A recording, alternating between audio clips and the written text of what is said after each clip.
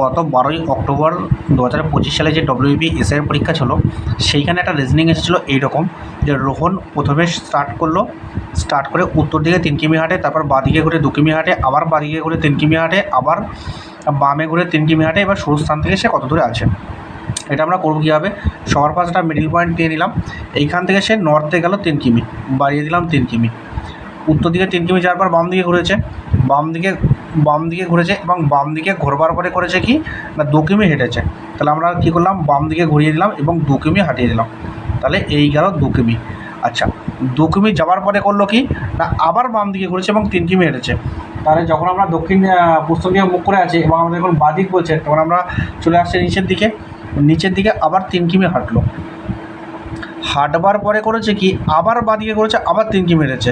এবার যখন দক্ষিণ দিকে মুখ আমাদের, তখন আমরা বাঁদিকে যখন যাব তখন আমরা চলে যাব পূর্ব দিকে, এবং পূর্ব দিকে আবার যখন আমি 3 কিমি হাঁটাচ্ছি, তাহলে এই ক্রস করে এইখানে চলে আসলো। তার ফলে হলো কি না 1 কিমি শুরু স্থান থেকে 1 কিমি ওইদিকে সরে গেল। এইটুকু ছিল 2 কিমি আর এদিকে 1 কিমি, টোটাল হলো 3 কিমি রাস্তা। তাহলে টোটাল হলো 3 কিমি।